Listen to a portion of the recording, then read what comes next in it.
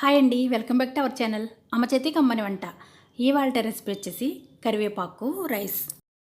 ద్వాదశ పుణ్యముహూర్తములలో అమ్మవారికి పెట్టే ప్రసాదాల్లో ఈ కరివేపాకు రైస్ కూడా ఒకటండి. దీన్ని ఏ విధంగా ప్రిపేర్ చేసుకోవాలో చూసేద్దాం రండి. ముందుగా ఒక గ్లాస్ రైస్ని ప్రిపేర్ చేసుకుని ఆ రైస్ని చల్లారనివ్వాలి. ఇప్పుడు స్టవ్ ఆన్ చేసి ఒక ప్యాన్లో 2 టేబుల్ స్పూన్స్ ఆయిల్ వేసి ఆయిల్ హీట్ అయ్యాక 2 టేబుల్ స్పూన్స్ పల్లీలు, 2 టేబుల్ స్పూన్స్ పచ్చిశనగపప్పు, 2 టేబుల్ స్పూన్స్ మినపపప్పు, 2 టేబుల్ స్పూన్స్ నువ్వులను వేసి వేయించాలి. ఇవి సగం వేగిన తర్వాత 4 ఎండుమిర్చి, శుభ్రంగా కడిగి ఆరబెట్టిన 1 కప్పు కరివేపాకును వేసి వేయించాలి.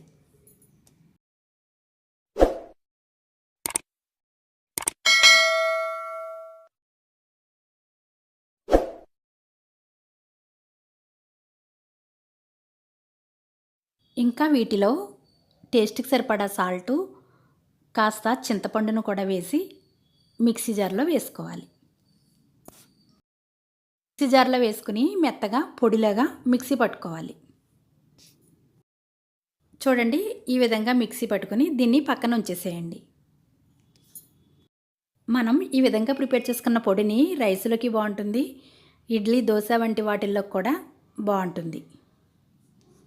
ఇప్పుడు ముందుగా వేయించిన ప్యాన్లోనే 2 టేబుల్ స్పూన్స్ ఆయిల్ వేసి 1 టేబుల్ స్పూన్ పల్లీలు, 1 టేబుల్ స్పూన్ పచ్చిశనగపప్పు, 1/2 టేబుల్ స్పూన్ ఆవాలు, 3 ఎండుమిర్చి, కట్ చేసిన 4 పచ్చిమిర్చి, కాస్త కరివేపాకు, చిటికెడు ఇంగువ, 1/2 టేబుల్ స్పూన్ పసుపును వేసి వేయించాలి.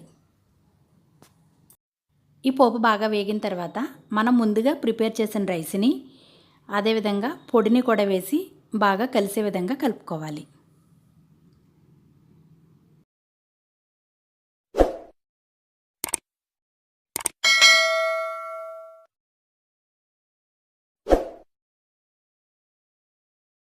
కరివేపాకు మన ఆరోగ్యానికి చాలా బాగా ఉపయోగపడుతుంది. ముఖ్యంగా కంటి చూపుకి, జుట్టుకి అయితే చాలా బాగా ఉపయోగపడుతుంది. పిల్లలు కూరల్లో కరివేపాకుని వేరు పారేస్తారు. వాళ్ళకి ఈ విధంగా ప్రిపేర్ చేస్తే చాలా ఇష్టంగా తినేస్తారు. ఇంకా మీరు కావాలంటే ముందుగా మనం పొడిని ప్రిపేర్ చేసేటప్పుడే 4 వెల్లుల్లి రేకలను కూడా వేసుకుంటే స్పైసీగా బాగుంటుంది. నేను ప్రసాదంగా ప్రిపేర్ చేస్తున్నాను కాబట్టి వెల్లుల్లి వేయలేదు. అంతేనండి, కరివేపాకు రైసు రెడీ అయిపోయింది. ఈ వీడియో కనుక మీకు నచ్చినట్లయితే లైక్ చేయండి, సబ్స్క్రైబ్ చేయండి, మీ ఫ్రెండ్స్కి షేర్ చేయండి. Thanks for watching.